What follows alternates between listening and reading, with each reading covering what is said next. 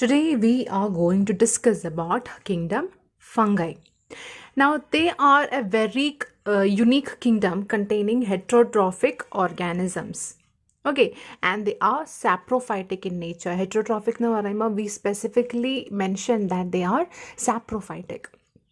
Now around 1 lakh species, different species are found in this particular kingdom. Study of the branch of science that deals with the study of various fungi is called as mycology, and a person who has specialized in such study is called as a mycologist. Mycology എന്ന് പറഞ്ഞാൽ എന്താണ്? The branch of science that deals with the study of various types of fungi, and a person who is specialized in such kind of studies is called as a mycologist. Now let us look at the features of kingdom fungi one by one. Let us first discuss about the fungal structure, that is the body of fungus. Thallus organization. Thallus is a term used to describe the body.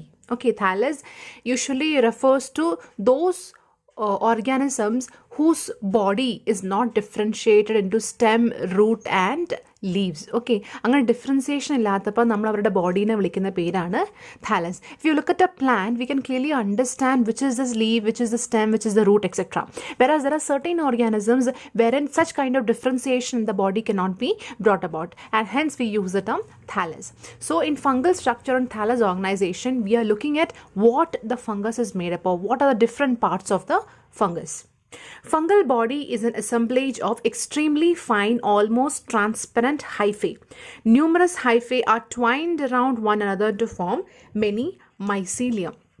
Okay, so basically നമ്മുടെ body, when you take our body, we say that the body is made up of cells combined together to form tissues and organs. In the same way, in fungus what happens is the basic body in them is made up of very small thread-like structures called as hyphae. Here what are these? Each thread is called as hyphae. Alright, now these hyphae combine together to form something called as mycelium. Okay, mycelium is made up of many thin hyphae. Mycelium hyphae, as you can clearly understand from the image given. Now this mycelium is invisible to our eyes. They will be usually underground, under the usually substratum. Under the substratum ആയിരിക്കും mycelium's growth. Okay, we cannot normally see them outside like we can see the plant and all. But you know mushrooms and all. Yes, mushrooms, at some point of life you might have thought that mushroom is a plant, but later on you understood that mushroom is a fungi. In mushrooms and all, you see that there is something growing upwards outside like an umbrella shaped. Now this structure is called as the fruiting body. What you see outside is called as the fruiting body. Underneath it we have the main body, that is the mycelium. Now these fruiting bodies are only formed during reproduction time.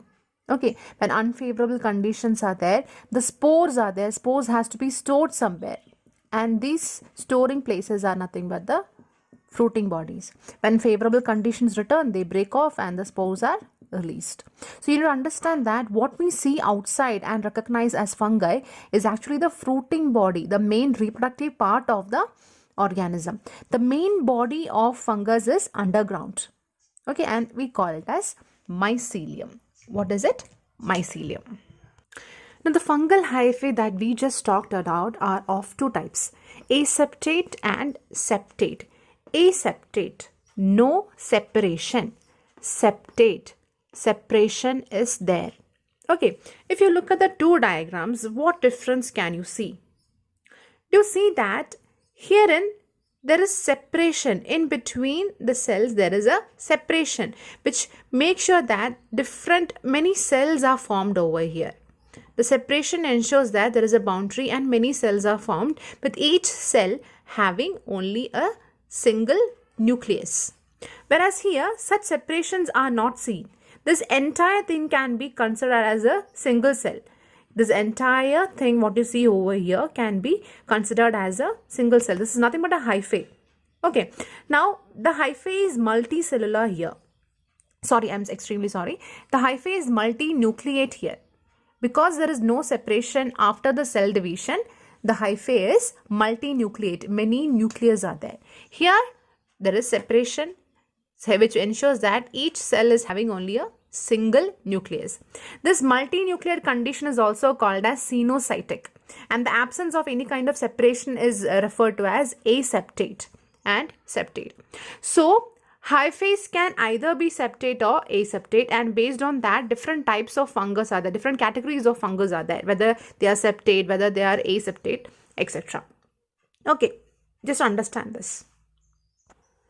So from long time I have been discussing that the fungal cell, they have a cell wall made up of chitin. That is why they are different from slime molds, which are also saprophytic but are not included in the fungal kingdom, because they do not have a cell wall which is made up of chitin, whereas fungal cells have a cell wall made up of chitin. Now, looking at the mode of nutrition in kingdom fungi, the organisms present in kingdom fungi, they are basically heterotrophic. But even within heterotrophic mode of nutrition, some are parasitic. That is, some organisms live with close association with other organisms and derive nutrition from them. Some are saprophytic. That is, they completely depend on dead and decaying organic matter to derive nutrition.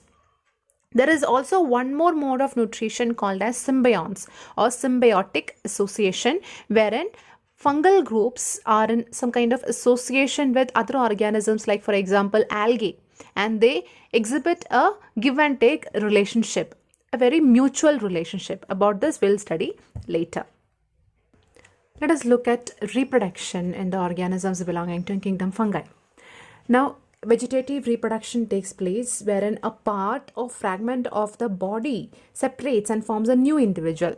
It is like fragmentation, part of it separates from it, or the hyphae, a long hyphae is there, a part of it separates from it, and that will grow into a new organism. That is vegetative reproduction.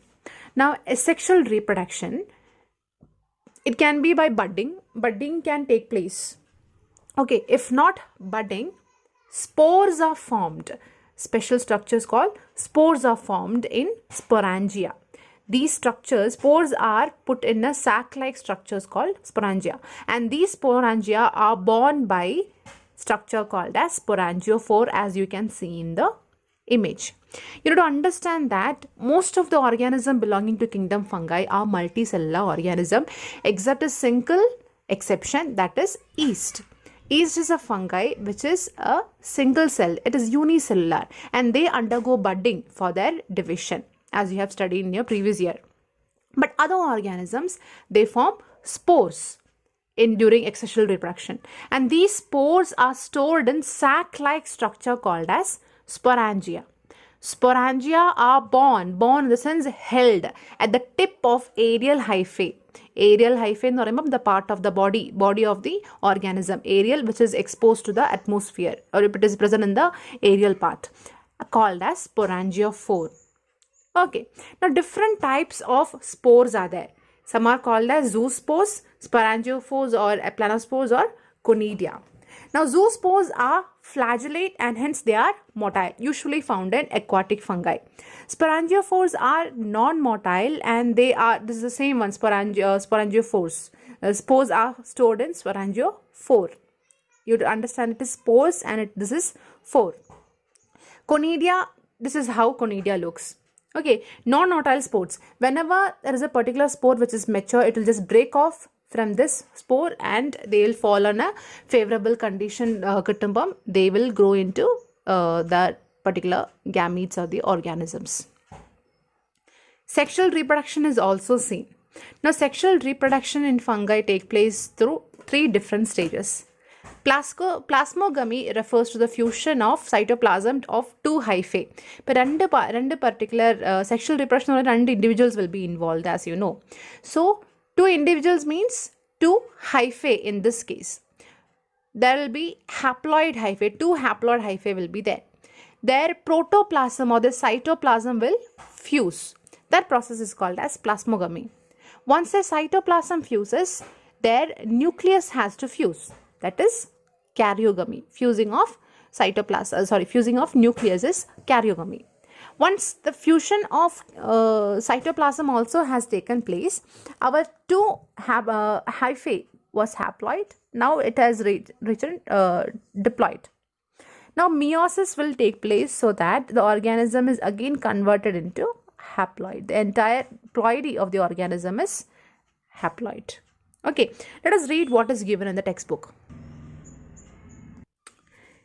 When a fungus reproduces sexually, two haploid hyphae of compatible mating types come together and fuse. This is what usually happens. Two compatible mating types come together, which are haploid. When two haploid cells fuse, we are supposed to get diploid cells.